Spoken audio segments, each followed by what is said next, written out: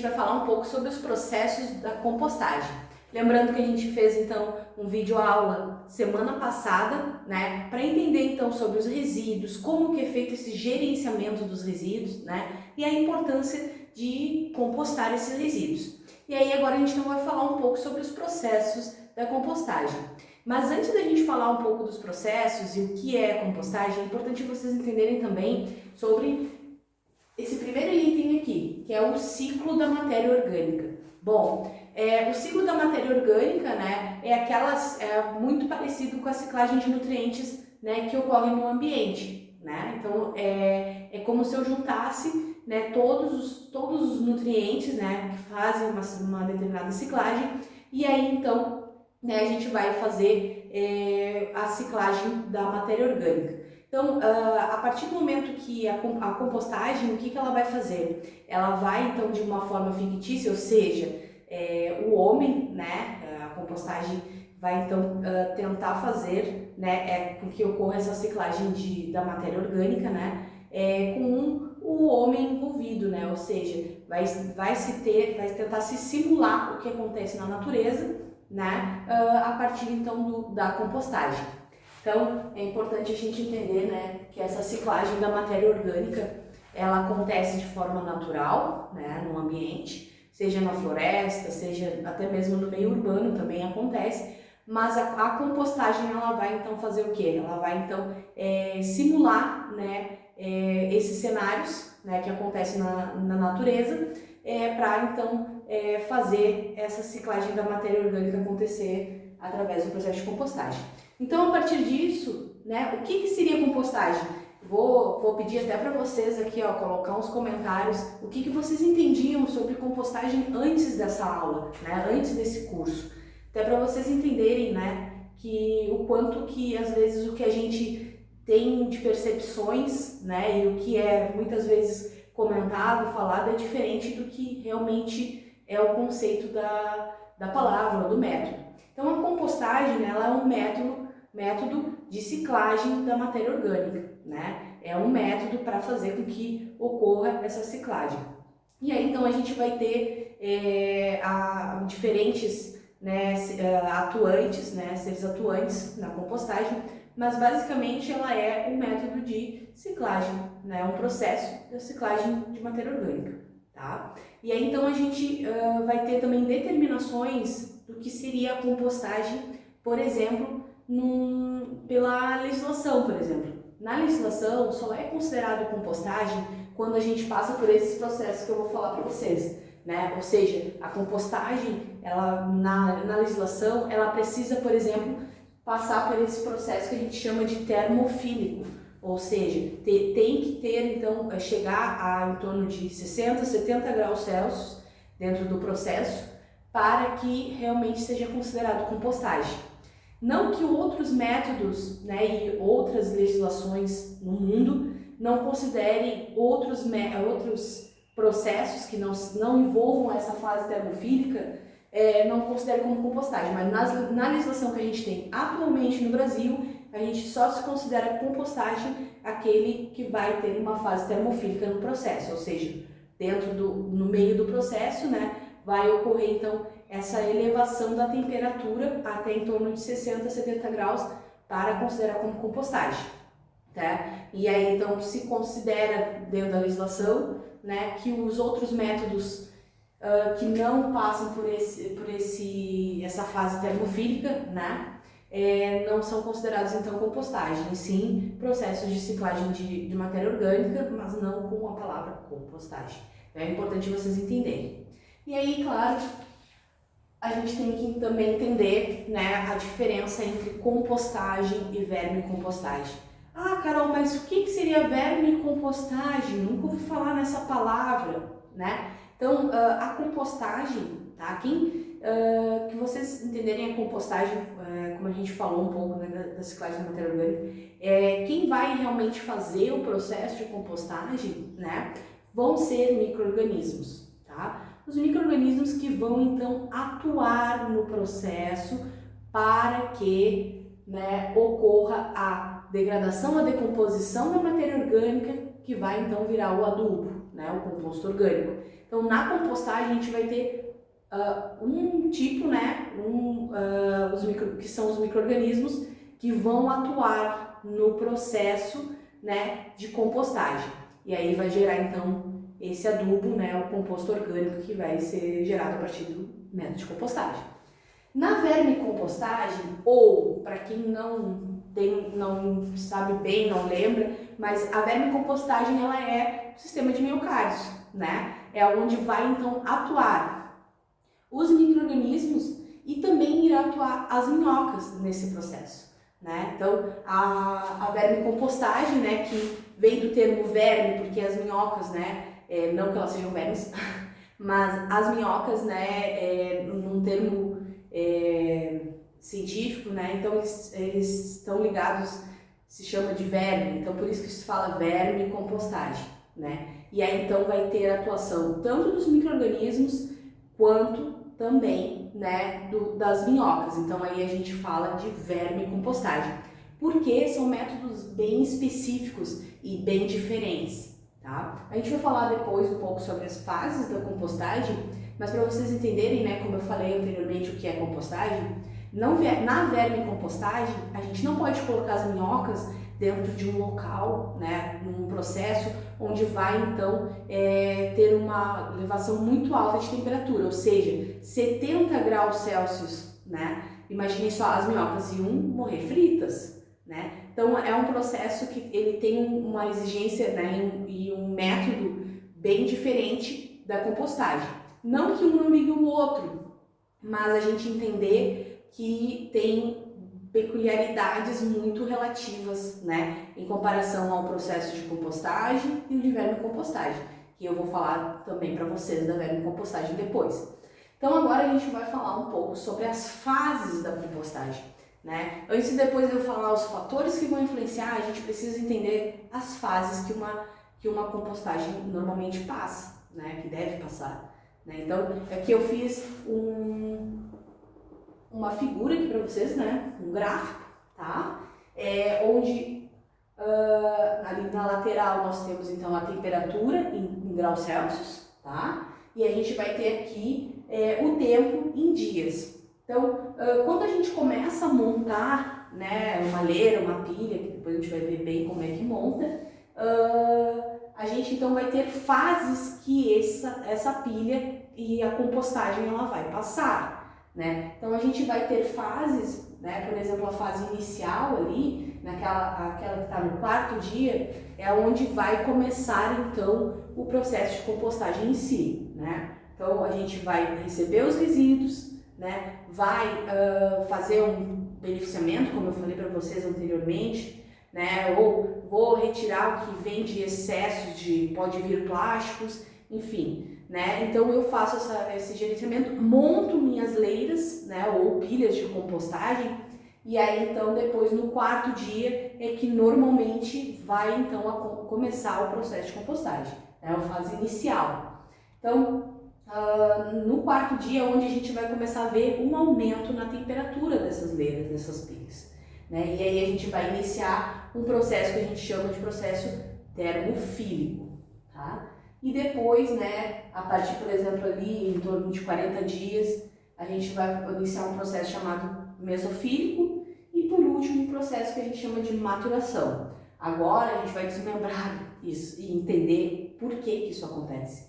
Bom, da fase inicial, do quarto dia até em torno de 88, quase 3 meses mais ou menos, a gente vai ter o que a gente chama de degradação ativa, ou fase ativa oxidativa. Por quê? Né? Durante esse processo é onde os micro-organismos vão começar a trabalhar, né? E é onde a gente vai ter muitos organismos atuando, né? E fazendo processos bioquímicos, né, de oxidação. Então, eles vão começar então a trabalhar esses micro-organismos e aí vai começar a aumentar bastante a temperatura, né? Então, quem é responsável por fazer esse aumento da temperatura normalmente vão ser então os micro-organismos, né? Então, a gente vai ter essa fase que é a fase ativa, onde a gente vai ter então os micro-organismos atuando e bombando o tempo inteiro, né? E aí, então, por isso que vai ter um aumento muito grande da temperatura. E também uma proliferação de micro-organismos. É muito importante que a gente entenda que nessa fase ativa, né, ou oxidação, né, os micro-organismos vão ter esse papel e também acontece o que a gente chama de sanitização dos resíduos, né? Por que sanitização? Bom, existem, por exemplo, compostagens que pode-se receber resíduos que tenham diferentes patógenos. Ou seja, vou dar um exemplo claro, por exemplo, lodo de estação de tratamento de esgoto, né? Até mesmo estercos, né? Enfim, vamos ter vários resíduos, né? E aí esses resíduos eles podem conter patógenos. Então, para que esses patógenos eles não se proliferem e depois não fiquem, por exemplo, no composto final, né? Ou seja, no adubo final, a gente precisa passar por esse processo termofílico, né, para então sanitizar, né, acabar matando, né, esses patógenos e aí a gente ter um adubo então de qualidade no final, né, sem a existência desses patógenos. Então é importante se passar por esse processo, né, desse aumento de temperatura para que ocorra essa sanitização. E aí então depois nós vamos ter um processo de umificação, né? Nesse processo de umificação é onde então vai acontecer realmente os compostos, tá? O que a gente chama de vão ficar umificados, ou seja, eles vão começar a ficar então biodisponibilizados para as plantas, né? Então ele vai ficar biodisponibilizado para as plantas. Por quê? Lembra que eu falei para vocês que as plantinhas elas precisam, tá? Elas não conseguem receber, ou seja, assimilar, elas não conseguem assimilar, né, os nutrientes, por exemplo, de forma que nenhum organismo tenha atuado, né? Ou seja, não é só eu chegar lá, vou colocar uma casca de banana num pé de fruta, ou sei lá, um pé de uma planta, e aí a planta já vai absorver. Não, né? Vai precisar de todos os organismos atuantes para trabalhar naquela matéria orgânica para que deixe aqueles nutrientes disponibilizados para a plantinha poder absorver, assimilar, tá? Então, nesse processo de umificação é onde principalmente vai acontecer esse processo, tá? Onde os nutrientes eles vão ficar então de uma forma que possa ser assimilados pelas plantas, tá? Então, é o processo que a gente chama de umificação da matéria orgânica, ou seja, e na compostagem a gente também vai chamar de umificação, tá? E aí, então, normalmente o composto ele vai estar maturado, né? O adubo ele vai estar maturado, ou seja, pronto para ser aplicado lá em torno de 4 meses, 5 meses. Isso vai depender muito de alguns fatores que depois eu vou falar melhor para vocês, tá? Então, para vocês, agora a gente vai falar sobre essas fases, né? Eu já citei um pouco, mas é muito importante a gente falar dessa parte termofílica, tá? Porque às vezes a pessoa até se assusta, quem é novato fazendo compostagem até se assusta. Nossa, começou a sair gases, né? Parece tá muito quente ali dentro e tem que estar, né? Para quem tem vídeos fantásticos do pessoal abrindo as leiras e saindo um monte de fumaça, né? E é realmente relacionado à temperatura, tá? Então, provavelmente já está então nesse processo termofílico. E aí então depois, né, passou um período no processo termofílico, aquela leira começou então a baixar a temperatura. Porque os micro-organismos ou às vezes começa a diminuir, né, a carga de micro-organismos que se tem dentro da leira, ou também no próprio processo mesmo, então começa a diminuir a temperatura, porque enfim, a gente vai ter N fatores que vão estar relacionados, né? Desde, por exemplo, a disponibilidade de diferentes açúcares, né, para que aqueles micro-organismos consigam se proliferar, vamos ter então diminuição, né, daquela matéria orgânica ainda não maturada. Então a gente vai ter diferentes fatores ali que vão estar envolvidos e que começam então a baixar, né, a temperatura da leira e entrar então num processo mesofílico. E aí, claro, essa fase de maturação, que é a mesma da questão da umificação, é onde então o composto começa a ser maturado, começa a ficar mais seco, né? Começa então um processo que o composto começa então a ficar assimilativo, né? Totalmente assimilativo. E aí, claro, a temperatura também começa a se normalizar, né? Então a gente fica numa estabilização desse composto, tá bom? E aí então nesse processo de maturação. Então a compostagem ela pode, e esses números que eu trouxe para vocês, né, os dias, eles podem mudar dependendo do método que vocês vão utilizar na compostagem, tá? Às vezes se usa aceleradores, às vezes não, mas em tese, né, isso é algo que vai acontecer em quase todos os processos de compostagem, né?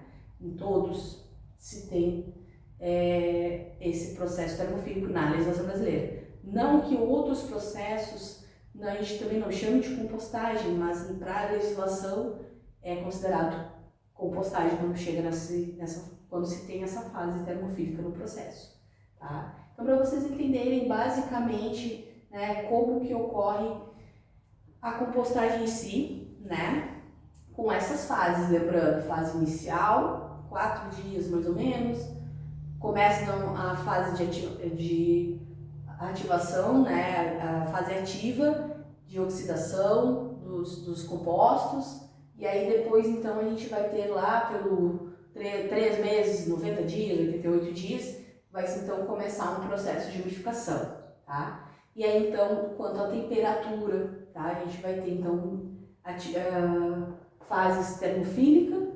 mesofílica e de maturação, tá? E aí a gente vai ter essas diferentes fases, tá ok? Agora a gente vai falar um pouco, vou trazer para vocês um pouquinho mais, né, sobre o que pode influenciar nisso aqui, né? Quais os fatores podem influenciar na compostagem e o que eu tenho que cuidar para fazer com que a compostagem aconteça nessas fases. A gente vai vir agora para o próximo bloco, tá? A gente já falou então sobre as etapas, né, que a compostagem passa, né? Falamos um pouco sobre a questão da degradação ativa, né, a importância, por exemplo, dos micro-organismos, né, atuando nesse processo. E agora então a gente vai falar quais são os fatores que vão influenciar então na compostagem e que a gente precisa então ter um cuidado especial com esses fatores para então fazer um processo de compostagem de fato, né? E que o processo ele consiga então passar realmente por aquelas fases que eu falei para vocês, né? Que a gente comentou. Então, quais seriam os fatores, né, que vão então influenciar e que a gente precisa ter um cuidado especial, né, na compostagem? O primeiro deles é a temperatura, né, que lá lembram, né, da degradação ativa, né, da fase termofílica.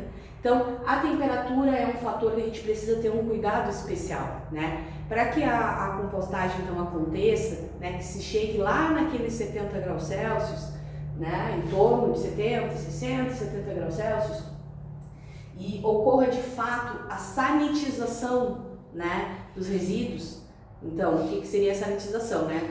Lembra que eu falei a questão dos patógenos e tudo?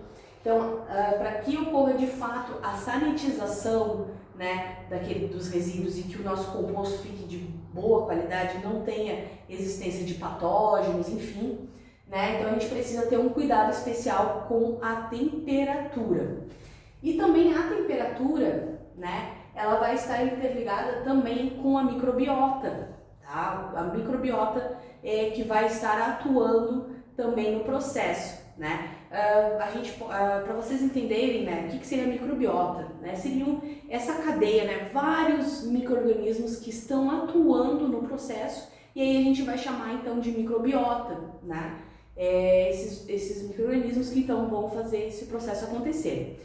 E aí a gente vai ter então micro-organismos que vão atuar em faixas de temperatura, tá? tá? Em faixas de temperaturas diferentes. Por exemplo, vamos ter organismos que vão precisar de uma faixa determinada de temperatura, por exemplo, de 40 graus Celsius, né, de 50 graus Celsius, para eles conseguirem atuarem, né? Então a gente vai ter essa diferença, a gente vai ter perfis, né, de microbiotas, ou seja, diferentes organismos em faixas diferentes de temperatura que vão então atuar nesse processo. Então é muito importante a gente controlar, né, esse fator temperatura, ele é muito importante no processo de compostagem, tá? Também a umidade, né? A umidade é um fator que ele vai estar muito relacionado também com o processo para que ocorra de fato, né, aquelas fasezinhas que eu falei. A umidade, o controle da umidade é muito importante, até porque se está muito seco, os micro-organismos também não conseguem trabalhar. E se estiver muito molhado, ou seja, vai ter uma umidade muito alta, os micro-organismos não vão conseguir atuar. Os micro-organismos que eu falo são os micro-organismos que vão realmente atuar na decomposição, né? E vão ser benéficos. Tá? Então, a gente tem que fazer um bom controle da umidade da compostagem para, então, o processo acontecer de fato. E aí, claro, a umidade ela vai estar intimamente interligada com a atividade microbiana, ou seja, com a atividade da microbiota, né, nesse processo. Porque, como eu falei, pouca umidade vai afetar os micro-organismos, e também a umidade exagerada ela também vai afetar os micro-organismos, né? Ou os micro-organismos que de fato deveriam estar ali atuando. Outro fator importante que a gente precisa entender na compostagem é a granulometria. O que seria a granulometria? É o tamanho do resíduo, né, que a gente vai compostar, tá? Então, quanto menor for, ou até certa limite, agora a gente vai falar um pouco das condições ideais, quanto menor, né, em tese, os resíduos, mais rápido vai ser essa decomposição. Por quê? Quanto menor, mais superfície de contato com aqueles micro-organismos, os resíduos vão acabar sendo compostados mais rápido, né?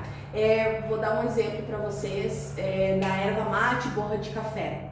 Tá? Para quem tem composteira em casa, até mesmo com minhocas, não é o mesmo processo, mas para vocês entenderem o quanto isso é importante. E a gente fala isso muito para os nossos clientes, que quanto menor for o resíduo, mais rápido a minhoca vai conseguir comer, porque a boquinha da minhoca é muito pequena, né? A boquinha da minhoca é muito pequena. Então, se a gente coloca borra de café, a erva mate, por exemplo, também, que são resíduos que têm uma granulometria pequena, as minhoquinhas vão conseguir comer mais rápido do que a gente, por exemplo, colocar um resíduo muito grande, né, por exemplo, uma casca de melão, de mamão inteira, né, vai ter então que sofrer todo um processo de fermentação, todos os micro-organismos primários atuarem ali para depois a minhoca conseguir comer. E na compostagem não tem as minhocas, mas para os micro-organismos isso também faz diferença, né? Quanto menor o resíduo, né, mais rápido vai ser a decomposição. Então a granulometria ela é importante por conta disso, né? Vai estar ligado então à microbiota. Mas também ela é importante com a questão de compactação, tá? Numa leira, né, ou uma pilha de compostagem, a gente não pode ter a compactação dos resíduos, que eu vou falar depois um pouco para vocês sobre a aeração, tá? Quando o resíduo e o montante, né, a leira em si montada, ela começa a compactar, a gente vai ter vários problemas, né? O que seria a compactação? Fica tudo muito juntinho e a gente não vai conseguir, por exemplo, filtrar, a água não vai conseguir filtrar na leira, né? A gente vai começar a ter um processo que não vai ter aeração, tá? Eu vou falar melhor agora. Mas não vai ter um processo que vai ter aeração, e aí então quem vai começar a se proliferar vão ser os micro-organismos que vão ficar num ambiente onde não tem oxigênio, né? São micro-organismos que vão atuar num ambiente que não tem oxigênio, e aí a gente vai para outros problemas, né? Como, por exemplo, o desenvolvimento do cheiro, né? Aquele cheiro forte que a gente sente assim, de podridão, ele está muito relacionado com a falta de aeração, né, a umidade exagerada, né? Então, quando os micro-organismos que são anaeróbios, que a gente chama, que são micro-organismos que atuam sem a presença de oxigênio, começam a se proliferar e aí eles vão começando, no processo que eles trabalham ali, eles começam a liberar gases que dão aquele cheiro ruim, né, que é aquele cheiro à podridão. Então é muito importante a gente considerar a granulometria no processo também por conta desse fator da microbiota que eu falei para vocês e por conta da compactação, né? A compactação também é muito importante a gente ter uma relação. A compactação ela vai estar muito relacionada com o tamanho, né, da granulometria, mas ela vai estar muito relacionada não com a questão do resíduo muito grande, né, uma granulometria maior, mas com um resíduo muito pequeno. Então a gente tem uma faixa de granulometria específica que vai então ajudar os micro-organismos a se alimentarem, a fazerem o processo de decomposição, né, na compostagem, mas também a não compactar. Então a gente tem uma faixa, né, ideal de granulometria para que não ocorra a compactação, mas ao mesmo tempo fique então os resíduos com tamanho adequado para que o processo de compostagem ocorra da melhor forma e o mais rápido possível, né? Então isso é muito importante. Então a gente vai ter também a relação carbono-nitrogênio. A relação carbono-nitrogênio, para quem não sabe, tá? Ela vai estar muito relacionada com esses resíduos aqui, tá? 2 tipos de resíduos que a gente vai trabalhar, que vão ser os resíduos castanhos, tá? Que são resíduos que são ricos em carbono, e aí a gente vai falar o que são resíduos castanhos. Podas de árvore, resíduos que são, por exemplo, de restos de madeiras, serragem, né, a casca de pinos, enfim, são resíduos que a gente considera resíduos castanhos. São ricos em quê? Em carbono. E a gente vai ter também os resíduos que a gente chama de resíduos verdes, que são resíduos que são ricos em nitrogênio, tá? Então, os resíduos verdes vão ser, então, as cascas de frutas, de legumes, né? A gente vai considerar que são os resíduos que normalmente a gente vai receber para compostar, né? Então, a gente vai ter também esses resíduos que a gente vai, então, classificar como resíduos verdes. Normalmente, né, nas empresas de compostagem ou até mesmo em casa, a gente vai ter muito volume, né, de resíduos verdes, essas cascas de fruta, esses exemplos que eu dei para vocês, enfim. E aí a gente vai ter, então, pouco, normalmente, resíduo castanho, mas a gente precisa desses 2 tipos de resíduos, tá? Os ricos em carbono e os resíduos ricos em nitrogênio para fazer o processo de compostagem dar certo. E aí, então, a gente vai entrar diretamente na questão da relação carbono-nitrogênio, tá? Então, esse fator que vai atuar na compostagem, a relação do carbono-nitrogênio, ela é muito importante. Porque se a gente coloca muito resíduo verde, né, muito rico em nitrogênio, o processo não acontece, tá? O processo acaba não conseguindo, então, aumentar a temperatura, então a gente vai ter diferentes problemas atuando nesse processo. E aí, então, a gente pode ter, e os resíduos ricos em carbono também é o mesmo problema, tá? Se a gente tiver muito resíduo rico em carbono, o processo de compostagem também fica danificado, também fica com déficit. Então, a gente precisa manter essa relação de carbono e nitrogênio, tá? E aí, isso vai estar muito relacionado com a umificação, né? Ou seja, como esses nutrientes vão ficar, então, biodisponibilizados para as plantas. Então, essa relação ela vai estar também relacionada com a atividade microbiana, ou seja, a atividade do microbiota, tá, durante o processo de compostagem, e ele também vai estar relacionado com a qualidade do adubo, a qualidade do composto gerado na compostagem. Então, é muito importante que a gente entenda, né, que esse fator aqui também é muito importante e que na compostagem a gente precisa desses 2 tipos de resíduos, resíduos castanhos e resíduos verdes, tá? Então é importantíssimo de se entender que a gente precisa desses 2 tipos de resíduos para fazer então uma relação de carbono e nitrogênio assim, ó, show de bola, tá? E aí então a aeração, como eu falei para vocês, já dei uma pincelada, né, sobre a aeração. Mas a aeração ela vai estar realmente muito relacionada com a microbiota que vai atuar nas leiras e nas pilhas de compostagem. né?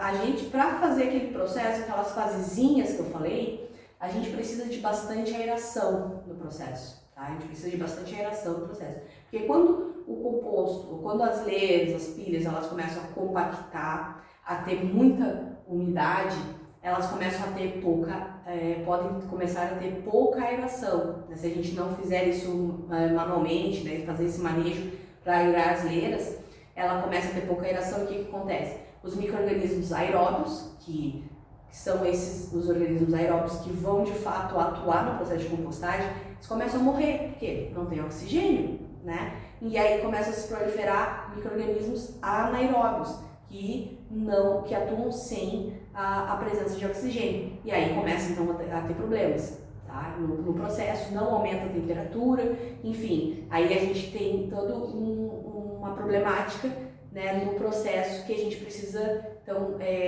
resolver de alguma forma depois, tá? Então são esses fatores que eu falei para vocês principais, né? Vão ter outros fatores também atuando, mas é importante a gente saber pelo menos desses 5 fatores que vão atuar na compostagem, tá?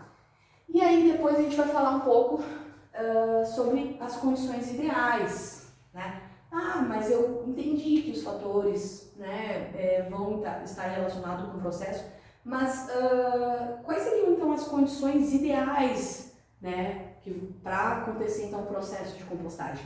E aí a gente vai ter então, por exemplo, a temperatura, o ideal é que ela chegue pelo menos, né, em torno de 65, 70 graus Celsius ali no inicinho do processo, tá? Então lá no início do processo, naquela parte de fase termofílica, o ideal, tá, é que essa temperatura ela chegue até 70 graus Celsius, principalmente quando a gente trabalha com resíduos que podem ter contaminação com patógenos. Então é muito importante que a gente entenda que a temperatura até 70 graus Celsius no processo de compostagem chegue, tá bem, para que o processo aconteça. A umidade, tá? A umidade, ela normalmente a gente controla em torno de 50%, até 65% de umidade o processo pode acontecer, tá? Passando disso, aí começa a ter vários problemas e atinge quem? A microbiota, tá? Então, o ideal normalmente é 50%. E aí a gente então vai ter até 65% ali para uma margenzinha de umidade para que o processo de compostagem aconteça. E depois a gente vai ter a granulometria, né? O tamanho do resíduo. Como eu falei para vocês, não pode ser muito pequeno e também não pode ser muito grande, né? Então a granulometria ideal, tá? Segundo diferentes trabalhos principalmente, é uma granulometria que vai de 5 até 7 milímetros, tá? Micrômetros, desculpa. Então a gente precisa então entender que o processo, né, a granulometria ideal são entre essa faixa. Claro que às vezes o ideal foge um pouco da realidade, né? A gente entende que isso, às vezes a gente não consegue fazer o ideal, mas, né, isso vai muito depender do tamanho da área que você tem que fazer a compostagem, né? Qual é realmente a sua necessidade, se tu quer que o composto fique pronto muito rápido, se tu quer que não. Então isso também vão ser limitantes, né? Vão ser fatores que vão também limitar. Bom, eu tenho condições de comprar um triturador, eu não tenho condições de comprar um triturador, então a gente vai trabalhar com essas variáveis também no processo, mas a gente sabe que o ideal são uma granulometria nessa faixa, né? E aí, claro, isso também vai depender do tipo de resíduo que eu vou compostar, né? Mas normalmente a gente vai trabalhar nessa faixa. E aí, então, quanto à granulometria, a gente entende, né, que o ideal então de 5 até 7 micrômetros.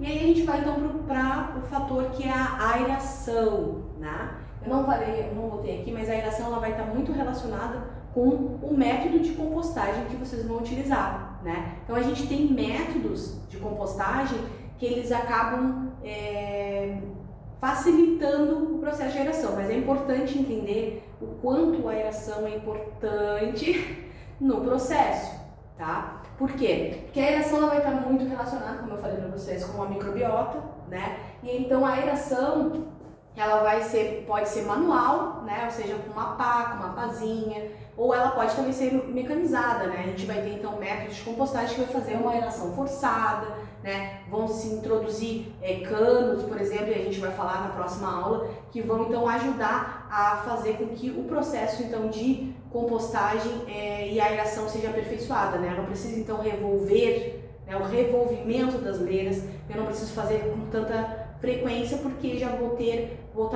estar utilizando um método que vai fazer com que eu precise revirar muito pouco no processo, né? Então a aeração ela é muito importante, que a gente entenda, né, a importância da aeração no processo de compostagem, né? E é isso, a gente vai muito relacionado também, por exemplo, teve vários clientes já que entraram em contato e disseram, eu simplesmente abro um buraco no meu quintal, boto os resíduos e tapo com terra e pronto. Mas na verdade não está fazendo certo, isso não é compostagem, né? A gente precisa aerar, né? Precisa fazer esse revolvimento do resíduo e tem que ter a presença de oxigênio para que os micro-organismos, a microbiota, que realmente atua na decomposição e é uma microbiota que a gente chama de aeróbios, são micro-organismos aeróbios, né? Então eles atuem num processo então de decomposição e aí faça de forma correta a compostagem. Então não é certo, né, a gente chegar lá, abrir um buraco no nosso quintal, colocar os resíduos e tapar com terra e achar que aquilo ali é compostagem. Não, né? Até porque a gente lembra do que eu falei para vocês ali, né, dos resíduos castanhos e resíduos verdes, né? Quando a gente coloca só os resíduos verdes e terra, né, já tem um problema aí no meio do processo, que aí a gente então não pode chamar de compostagem. Agora, quando a gente faz uma introdução de terra, de solo, junto com os resíduos verdes e os resíduos castanhos, aí pode ser que o método seja compostagem. Então é importante a gente entender, né, e ter essa visão também do processo. E aí também, né, essa relação de carbono e nitrogênio que eu falei para vocês aqui, mas aqui como as condições ideais, né, a gente vai ter a condição ideal, né, a premissa é de que a relação carbono-nitrogênio ela seja de 30:1, ou seja,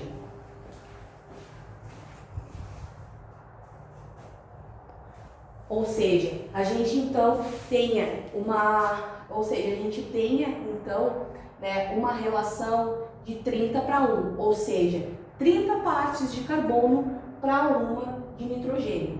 Mas é importante também a gente destacar, né, que não é chegar, vou dizer, eu vou então colocar um volume de 30 de serragem para 1 de resíduo orgânico, por exemplo. Não, tá?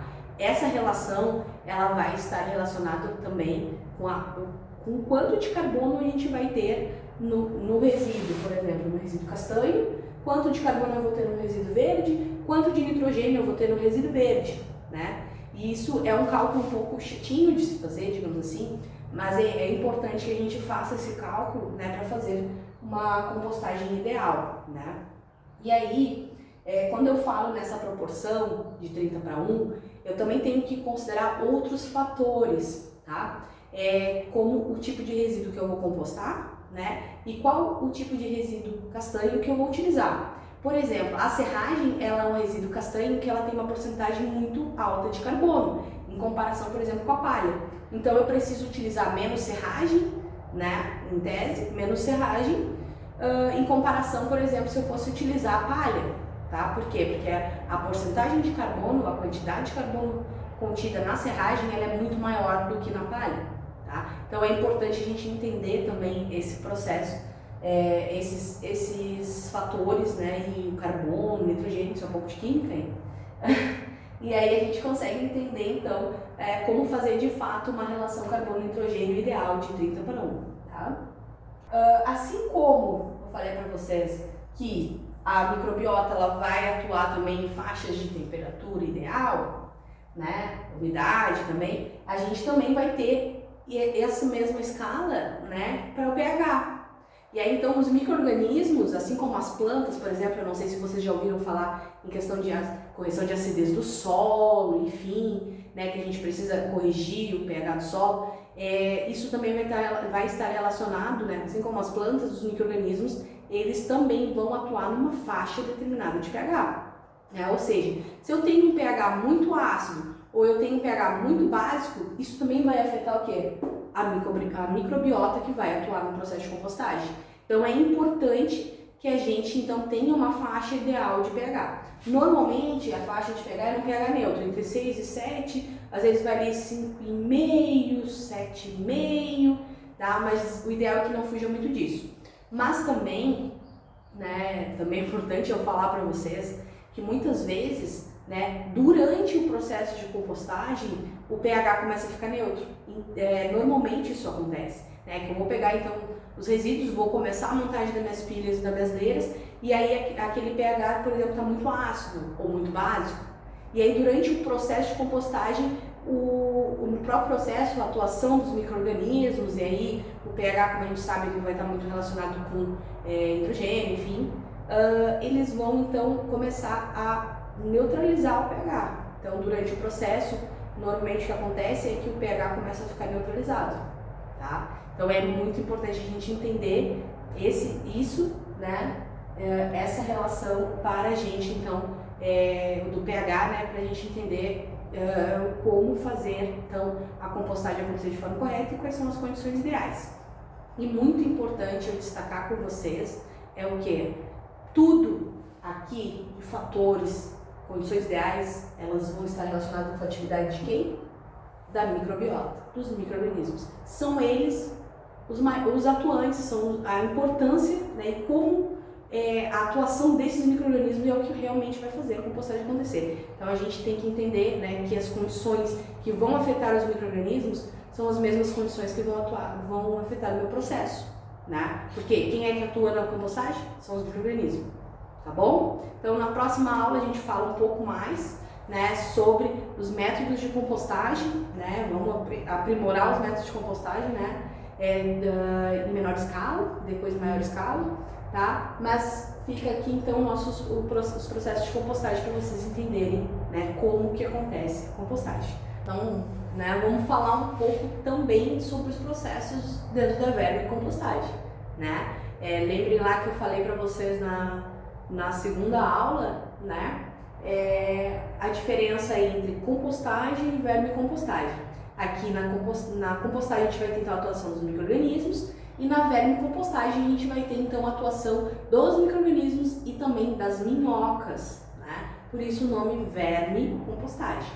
E aí então a gente vai ter fatores, né? E o método da vermicompostagem, né? Os métodos de vermicompostagem, eles vão ser bem distintos da compostagem, tá? Também é importante que vocês entendam isso. Por quê? Na vermicompostagem a gente não vai, por exemplo, ter aquelas atividades, né, a elevação da temperatura até 70 graus Celsius, por exemplo, não vai torrar a minhoca, né? Então a gente vai ter fatores importantes no processo de vermicompostagem, né, que a gente precisa então cuidar para que, né, o processo aconteça de uma forma legal, né, que realmente aconteça o processo e a gente não mate todas as minhocas, tá? Então eu vou falar um pouco para vocês, por exemplo, a umidade, tá? A umidade ideal dentro do minhocário, né, é em torno de 50% de umidade. Então, em torno de 50% de umidade é o ideal dentro do processo de vermicompostagem, ou seja, nos minhocários, seja, por exemplo, em composteiras domésticas também, né? E aí a gente vamos falar um pouco depois das composteiras domésticas, mas normalmente a gente precisa então ter uma umidade de pelo menos 50%. Por quê? Se eu tenho uma umidade baixa, as minhocas acabam morrendo, né? A gente vai lá para a fisiologia das minhocas, né? Como é que é feito a respiração, né? A troca gasosa desses animais? É feita através da pele. E a pele, ela precisa estar úmida para que elas consigam então fazer essa troca gasosa, ou seja, consigam respirar. Então é importante a gente ter então uma umidade adequada para que as minhocas não morram, né? Não fiquem então secas e acabam morrendo porque elas não conseguem fazer troca gasosa. Então é importante a gente ter então a umidade correta dentro do miocárdio para as minhocas ficarem vivas, né?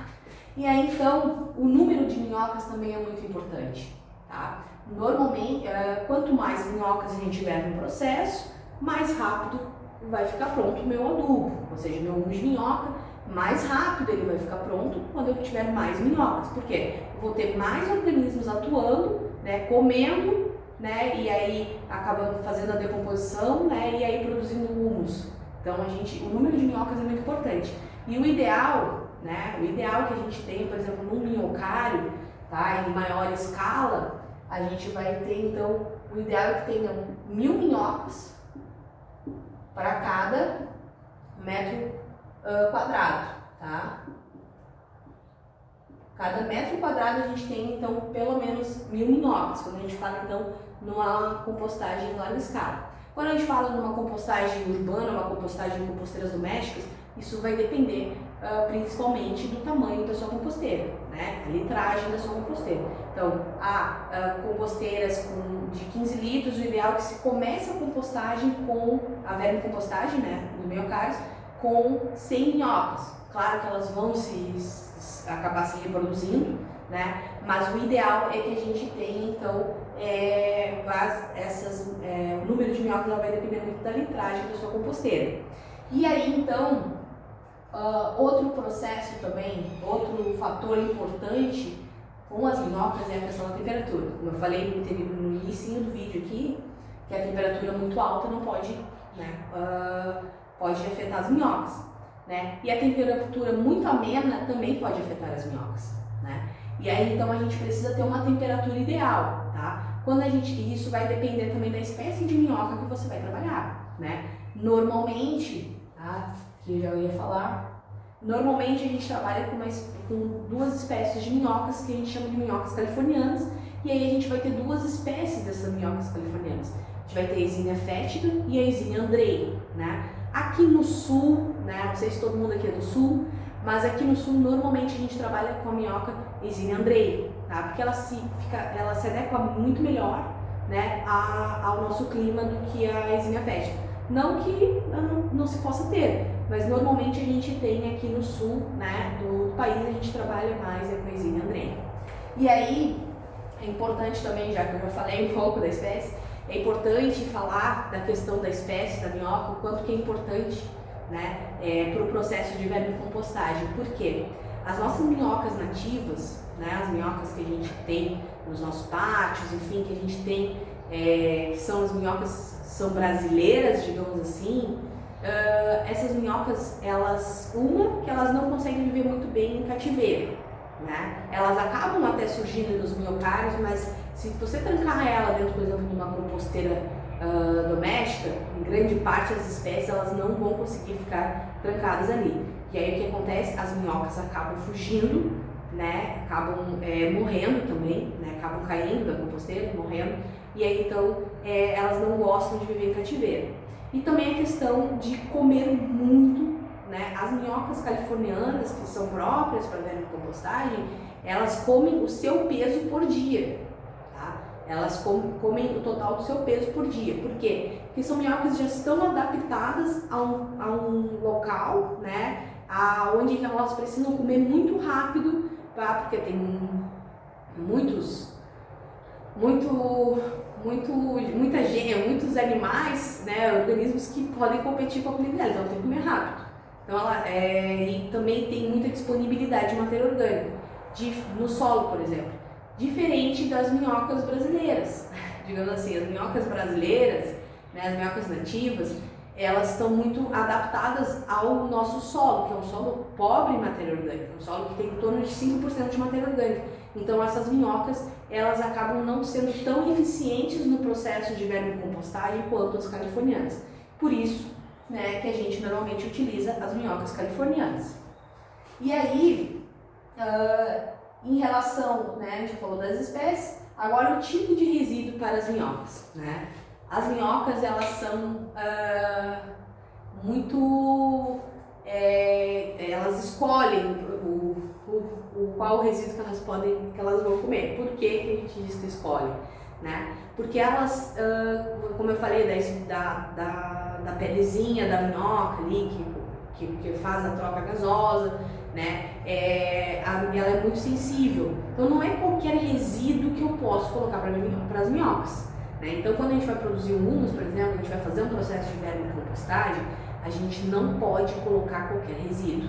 Tá? E aí então a gente precisa escolher os resíduos que vamos dar para as minhocas. Né? Ou às vezes se faz testes específicos, que é, por exemplo, de aceitação alimentar, que é para ver se a minhoca vai aceitar aquele alimento, né, aquele resíduo, né, e se a gente vai conseguir colocar ele então para fazer a vermicompostagem.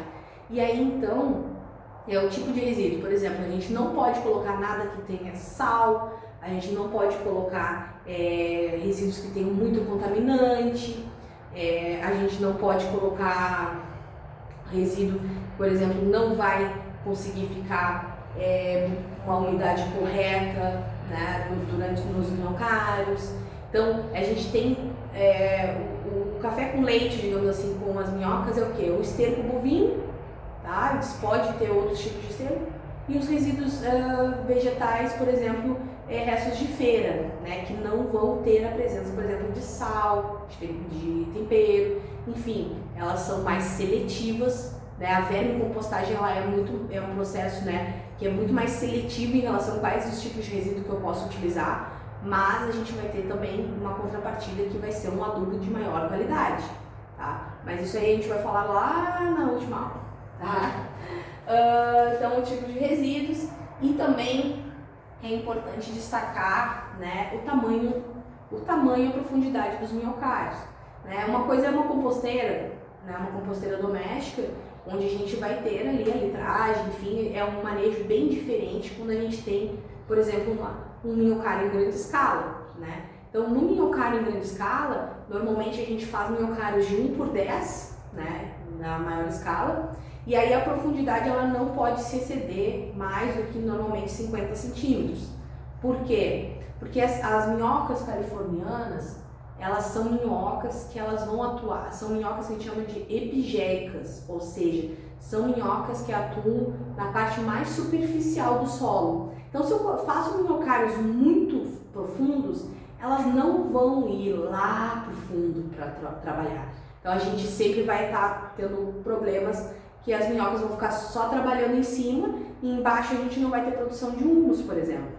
Né? Então você precisa ter o tamanho e a profundidade muito específicos para o processo de vermicompostagem, tá? E normalmente, né, a gente se faz minhocários estreitos, né, e longos para fazer então uma vermicompostagem em maior escala. Diferente, por exemplo, da composteira, como eu falei, que é um processo à parte, né? Já foi um método implementado e muito mais fácil manejo do que, por exemplo, num minhocário em grande escala, tá bom? Então é importante vocês entenderem esses fatores dentro da vermicompostagem, e na próxima aula eu vou falar melhor sobre os processos, né, de vermicompostagem urbana, né, e depois então em maior escala. Então fiquem ligados que na próxima aula a gente vai entrar com tudo na compostagem, na vermicompostagem, tá? Um grande abraço para vocês!